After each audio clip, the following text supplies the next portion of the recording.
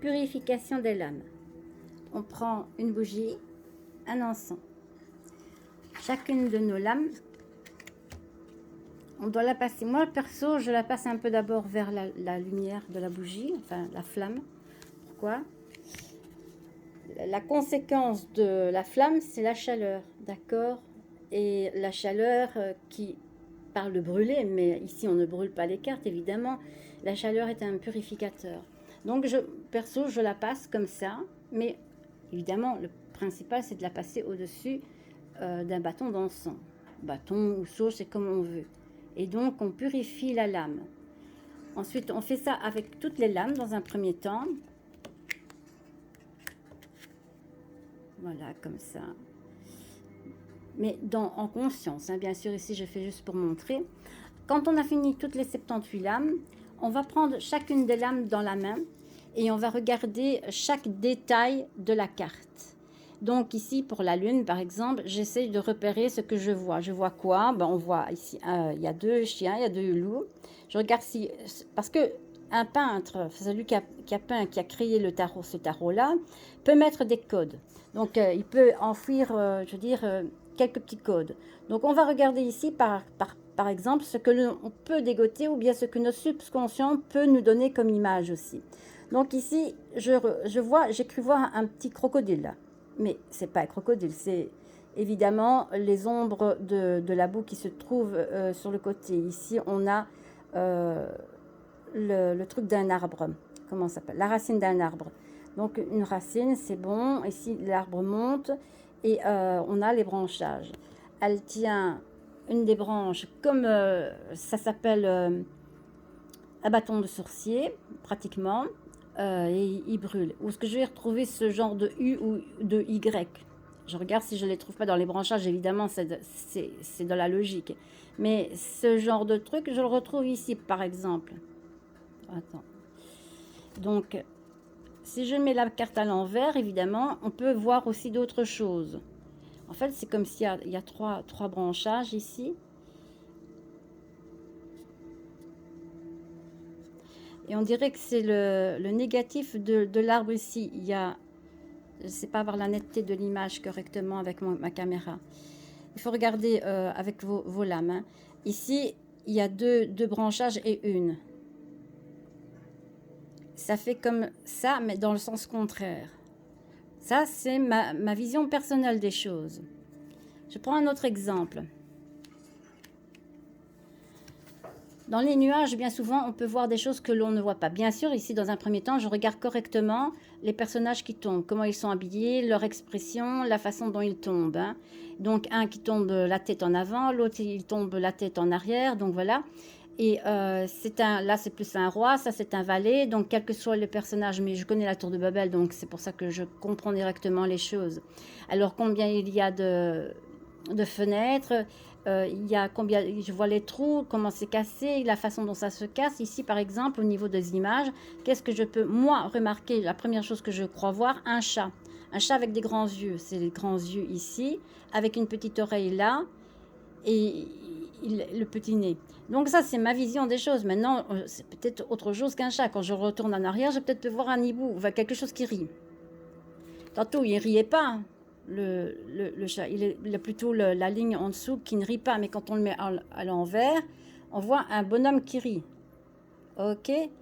Donc, quand on regarde des images, ça va nous parler à nous, à celui qui fait les cartes. Donc, on doit voir la face positive et la face négative de chaque chose à la limite.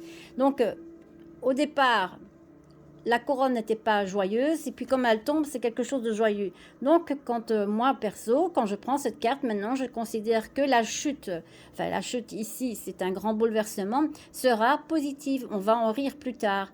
Donc, on regarde dans les cartes, dans les nuages, je vois un cœur caché, là. Et si je le mets à l'envers, on voit que le cœur, il est caché. Attends. Voilà, je ne sais pas faire l'image correctement. Bref.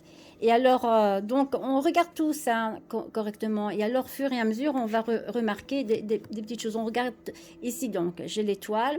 il y a 1, 2, 3, 4, 5, 6, 7, 8, 9 branches. Autour de l'étoile, il y a 9 branches. Et je regarde combien d'étoiles il y a. 1, 2, 3, 4, 5, 6, 7. 3, 4, 5, 6, 7. À mon avis, il y en a une qui est cachée derrière la dame. 8. 1, 2, 3, 4, 5, 6, 7. Ah oui, il y a 8 branches, pardon, pas 9. Et il y a, pour moi, 8 étoiles à 8 branches. Donc. Et il y a 2, 4, 5, 6, 7. Et la 8e doit être derrière la dame. Et donc on regarde tout ça. On regarde le héron, sur quoi il est assis. Et il y a des bleuets. Pourquoi des bleuets? Donc il y a l'eau. Est-ce que l'eau forme des dessins, etc. Donc voilà. Ici, quand je le mets comme ça, chacun va voir ce qu'il veut. Mais bien sûr, je n'ai pas la netteté.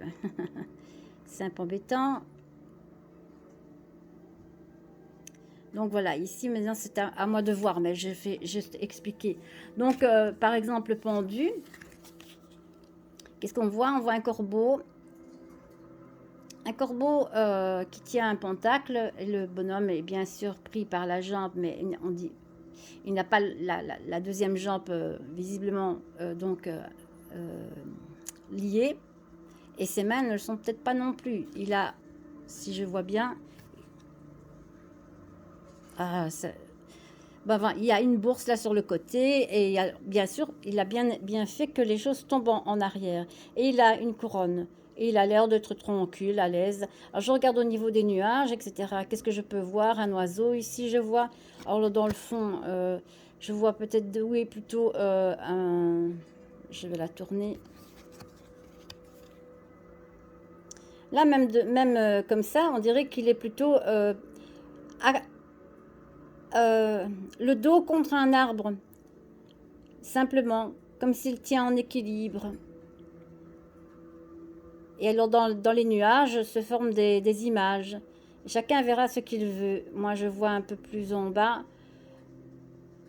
une main, voilà. Chacun va voir ce qu'il veut. Je ne sais pas faire avec les deux mains parce que j'ai ma main occupée avec la truc. Donc prendre toujours toutes les cartes en main, bien sûr, bien les regarder tous les détails, les motifs, ce que l'on peut voir, ce que l'on... Il peut y découvrir, hein, on décode. Qu'est-ce qu'on voit là, ici? Par rapport à la carte ici du diable. On voit un personnage, quand on le regarde correctement, quand ça se met bien, c'est un squelette, enfin un squelette ou une espèce de monstre. Ah.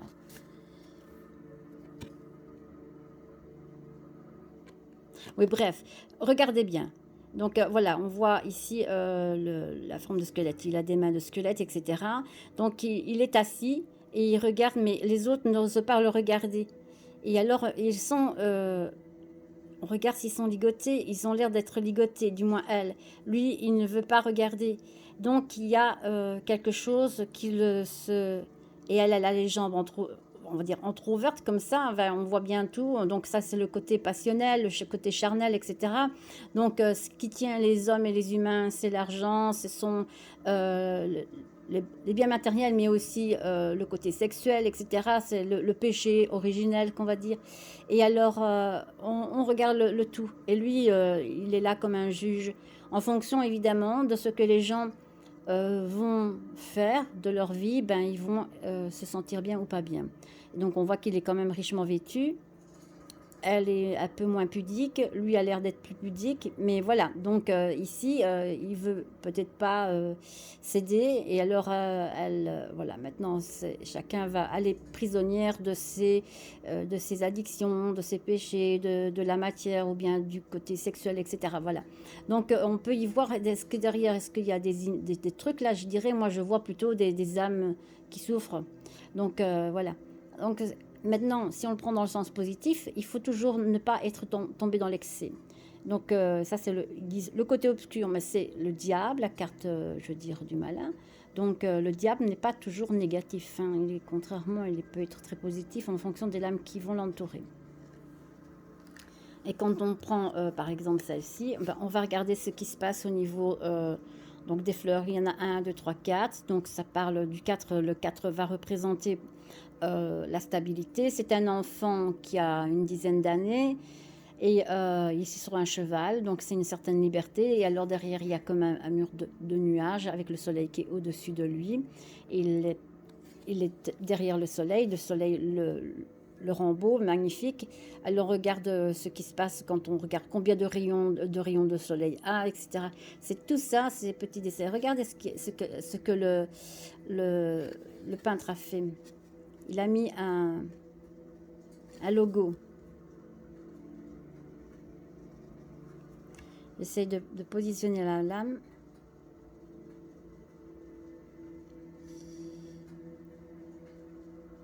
Ah, ça c'est difficile, hein. Mais il faut regarder vous-même avec les yeux. Je regarde moi-même. J'ai pas, mais il faudrait que je prenne une loupe. C'est un petit logo qui est visiblement vu comme ceci.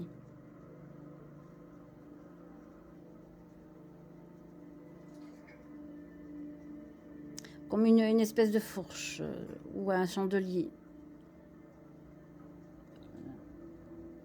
Il faut regarder. Donc, bon, il faut voir tous les décoder et regarder même dans les ombres, etc., ce que l'on peut y retrouver par rapport au cheval, par rapport à sa peau, etc. Il faut regarder à la limite à la loupe parce que c'est plus simple que parce que ici c'est pas possible. Il faut peut-être prendre une loupe sur le GSM. Et alors on regarde tout donc dans ses moindres détails la lame et on se l'approprie.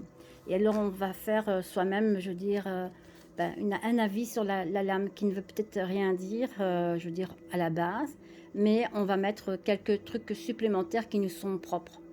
Voilà. Une fois que c'est fait, ben, vous vous êtes approprié des lames et vous le faites avec les 78. Donc, vous pouvez le faire en plusieurs fois, hein.